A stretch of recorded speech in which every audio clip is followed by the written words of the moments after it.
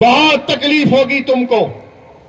और फिर हम आखिर में पाकिस्तान के वजीर आजम टीपू सुल्तान की बात किए। ओफो अब्बा, टीपू सुल्तान रहमतुल्लाह अलैह हिंदुओं के दुश्मन नहीं थे, वो उनके सल्तनत के जो दुश्मन थे, चाहे मुसलमान थे कोई मजहब के उनके दुश्मन थे। जरा ये भी पढ़ लो, ये अजीब अजीब बातें करते हैं।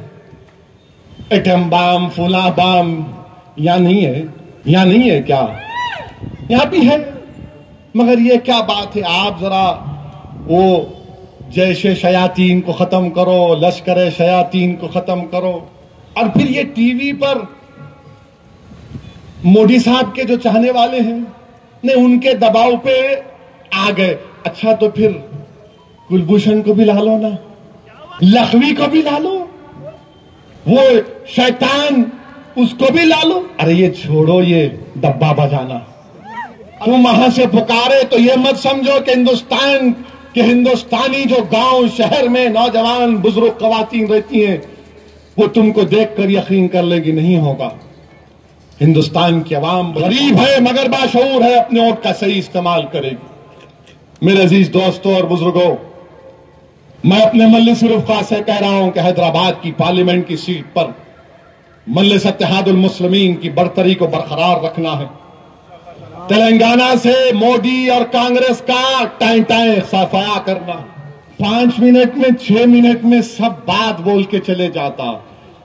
ये सदका है नबी करीम सल्लल्लाहु अलैहि वसल्लम का। अगर बीजेपी ये कह रही है कि मेरा बूथ सबसे मजबूत, तो असदुद्दीन ओवैसी कह रहा है कि मेरी सरहद मजबूत तो मेरा देश मजबूत। सरहद मजबूत होगी तो बूथ रहेगा, सरहद मजबूत रहेगी तो बूथ मजबूत रहेगा। नौजवानों को नौकरियां मिलेगी तो बूथ मजबूत रहेगा। किसान खुदकशी नहीं करेगा तो बूथ मजबूत रहेगा। हिंदुस्तान में अमन रहेगा, बूथ मजबूत रहेगा।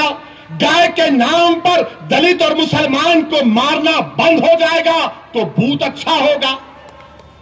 मगर सरहद पर क्या हो रहा है मैं नहीं कहना चाहता था।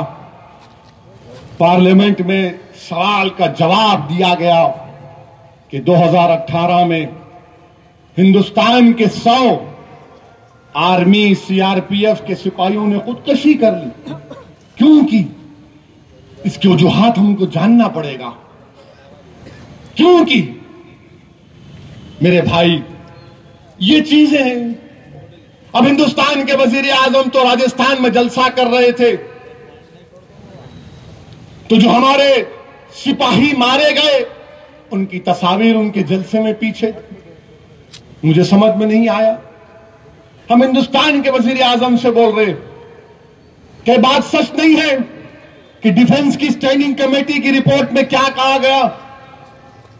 और अगर कोई सियासी पार्टी हिंदुस्तान के उन बहादुर सिपाहियों की कुर्बानियों को के ऊपर वोट का मुतालबा करेगी तो याद रखो, अगर तुम वो दरवाजा खोलोगे तो फिर मैं अपनी जबान को लगाम नहीं दूंगा।